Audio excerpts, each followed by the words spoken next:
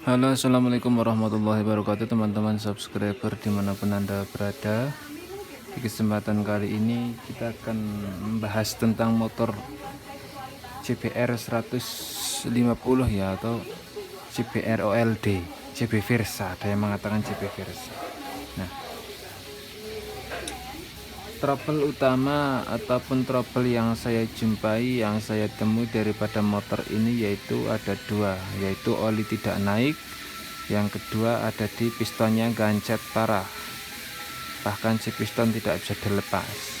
Alhasil piston kita pecahin supaya untuk melepas si pinnya tidak gancet, tetapi pinnya yang gancet dengan piston, bukan gancet di sisi stang piston itu tidak, tapi gancet pada piston sehingga ngancing ya.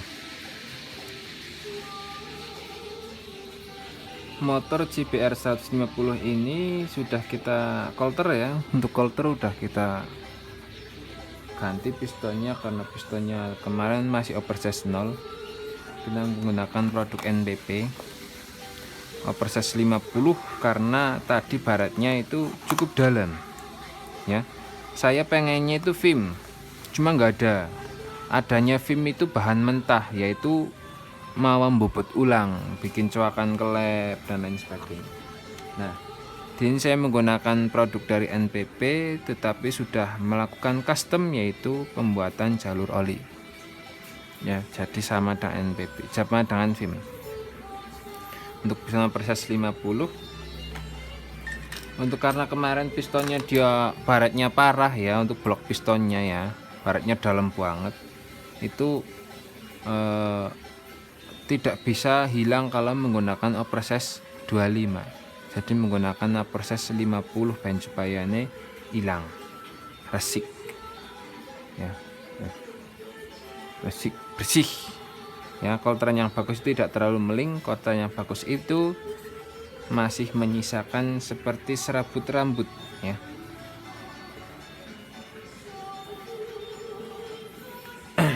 Nah, trouble motor oli ini tidak naik ya, untuk CBR tidak naik ini yaitu ada kesalahan atau ada hambatan pada saringan oli. Jadi pas waktu kita bongkar saringan oli daripada motor CB Versa ini ataupun CBR ini, dia mampet. Banyak sekali kotoran yang menyumbat pada bagian si saringan olinya pas waktu saya bongkar. Nah, karena motor CBR ini tergolong itu sistem oli itu kayak apa? Kayak motor Krypton ya. Jadi motor gede nih sistemnya kayak Krypton. Tidak menggunakan pancuran oli ataupun yang lain. Jadi dia mengandalkan pancuran dari si grup as saja ataupun dari stang piston. Nah, jadi pada bagian blok kanan ataupun blok kopling daripada motor CBR 150 ini dia menggunakan seal. Sedangkan Mega Pro ataupun yang lain Tiger dia tidak menggunakan seal, hanya menggunakan himpitannya, menggunakan himpitan. Kalau di CBR ini dia menggunakan seal, jadi sistemnya ya jiplek seperti motor Krypton, Jupiter dan lain sebagainya. Nah, jadi pelumasan bagian piston sini, pelumasan bagian belakang piston ataupun belakang piston itu menggunakan ataupun mengandalkan hanya dari cawukan oli ataupun pancuran oli yang sudah dikeluarkan atau sudah digunakan daripada stang piston. Seperti ini guys, kita naikkan. Ini o-ringnya kemarin saya jemur karena basah banget, basah oli. Nah, sawangan ki motor suwe soalnya guys, spare part angel. Daerah Kasmaran ki spare part CBR ki sulit guys. Jadi yo inden, tahu inden. Nah, oli di sini kan, di sebelah sini dia menggunakan seal. Nah,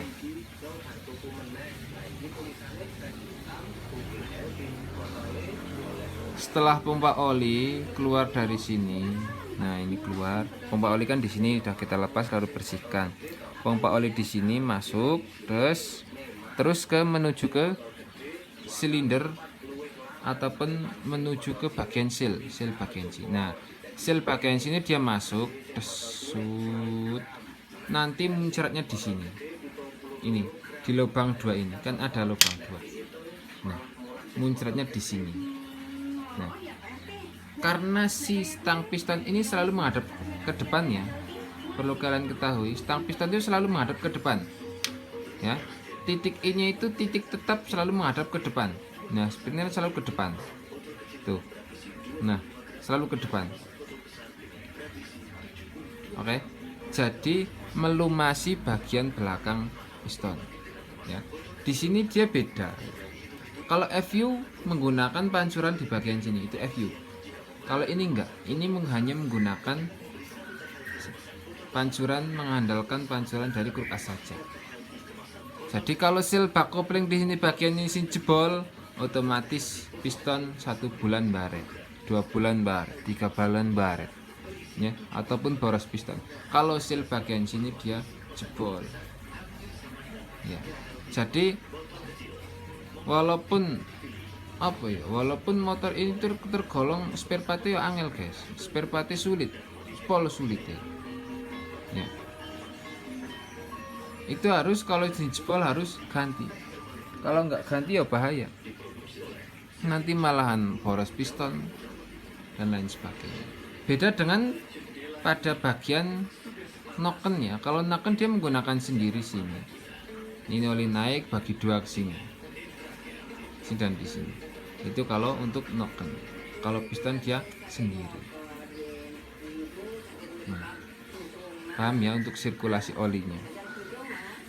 Nah, di sini sudah kita bersihkan untuk saringan oli, pompa oli sudah kita lepas, ini sudah kita bersihkan, semprot, cuci dan lain sebagainya. Lalu kita akan melakukan perakitan daripada motor ini. Nah, untuk perakitan motor ini saya kasih 50-50 saja ya. Untuk pemasangan piston sama seperti motor yang lain ya, 60 derajat 90 derajat nggak masalah untuk motor ini. Terus yang kedua ada pada bagian noken. Kadang ada orang yang bingung. Ini saya kasih gambaran saja untuk top noken daripada motor CBR ini ya. Nih, saya kasih tipnya saja. Ini kan ada silinder head sini. Nah, silinder head, ini ada noken nggak boleh ketuker, nggak bakal ketuker ya, karena di sini ada tulisannya untuk X dia sendiri, untuk in dia sendiri. Nih, nanti sih, nah ini ya. Untuk SIM jangan sampai ketuker, SIM in taruh in, SIM X taruh di X, seperti itu ya. Kita kasih gambaran. Ini klepnya kemarin udah kita sekur. Nah, melakukan pembersihan ya, nggak bocor nggak. Nah, kurang dor ya bro. Nih, ini bagian X kita pasang. Nih, tak tudui carane, ben teman-teman ora bingung. Nyungkan paling iman, yo paling iman nyung. Noken tak tudui. Nah, seperti ini ya, ini teman-teman lihat. Untuk noken tipe CBR yang OLD, ini motornya OLD ya, yang CB Versa itu. Untuk top noken itu kurang lebih seperti ini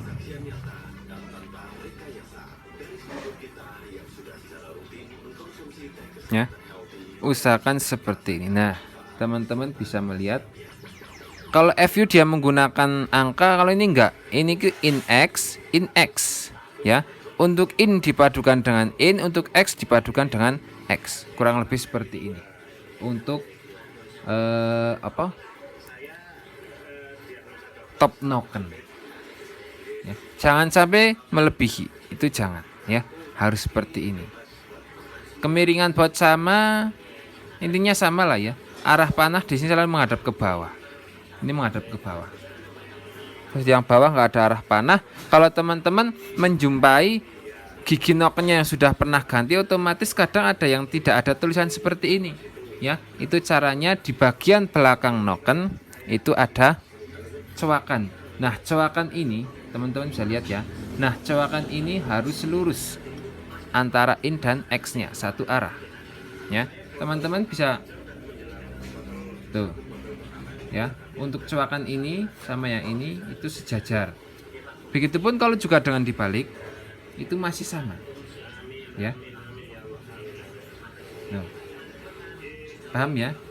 Untuk sekali lagi, untuk noken arah panah menghadap ke bawah, lalu tulisan in X ini dipadukan satu jajar. Nah, untuk baut, kemiringan baut juga sama, kemiringan garis juga sama, gampang banget ya. Kalau sudah menjumpai noken atau gear noken yang sudah diganti, kemudian tidak ada arah panah ataupun tulisan in X seperti ini, teman-teman bisa melihat di bagian belakang nokennya ini ada cowakan. Nah, ini dipadukan sejajar lurus, insya Allah aman ya. Teman-teman paham ya, untuk sedemikian tentang top noken ya. Karena kalau orang yang tidak betul-betul paham nanti nggeser satu, yang satu top, yang satu enggak, nanti motornya beda.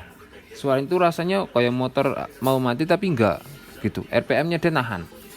Enggak enak pokoknya motornya. Makanya hati-hati. Apalagi ya? Untuk yang lain enggak ada masalah. Cuma pompa oli udah kita bersihkan kemarin ya. Ini udah ringan. Kemarin berat banget, kemungkinan kotor. Udah kita cuci. Untuk saringan oli sudah kita cuci juga. Saringan oli sekecil ini dia mampet ya otomatis fatal. Untuk yang lain nggak ada masalah ya. Untuk gas kopling tipe motor ini dia menggunakan per ya, jadi semuanya dia hampir semua itu oblak seperti motor Versa. Motor Versa gas kopling semuanya itu oblak ya, karena dia menggunakan peredam yaitu per. Jadi kalau teman-teman bongkar gas kopling motor ini ya, bongkar motor kopling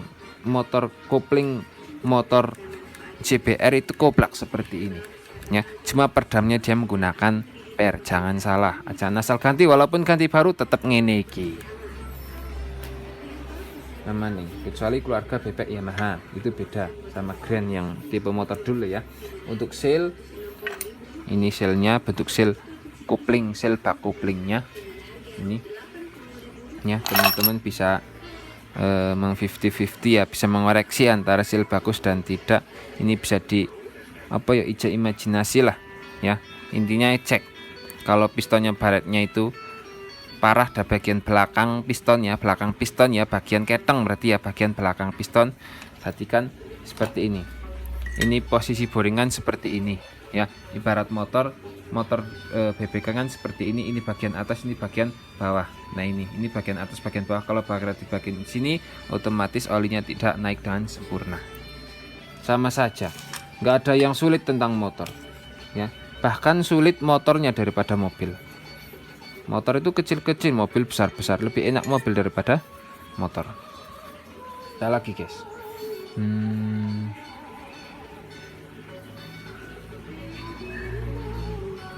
Intinya yang terakhir, teliti untuk mengerjakan sebuah motor. Pastikan sirkulasi oli itu bolong, yang lubang kecil-kecil itu bolong, dan yang lain pastikan aman. Jadi tidak kerja dua kali. Nanti sudah hidup melakukan pengecekan, yaitu motor harus dihidupkan dan oli harus naik dengan sempurna. Demikian. Jadi insya Allah motor aman ya. Karena motor ini tadinya fatal, motor itu nggak bisa diselah blas. Pas saya buka radiator habis, terusan motor nggak bisa diselah, gancet lah ya, intinya macet, gancet. Terus kita bongkar bagian silinder kop, pertama bongkar silinder kop aman, terus bagian yang kedua ada di piston yang macet, yang lain masih aman. Jadi otomatis ini hanya sekedar ganti pistonnya, ganti piston sekir sama pembersihan klepen supaya nih sirkulasi dia bagus. Oke, cukup sekian untuk motor JBR 150. Semoga teman-teman dapat dimengerti, dapat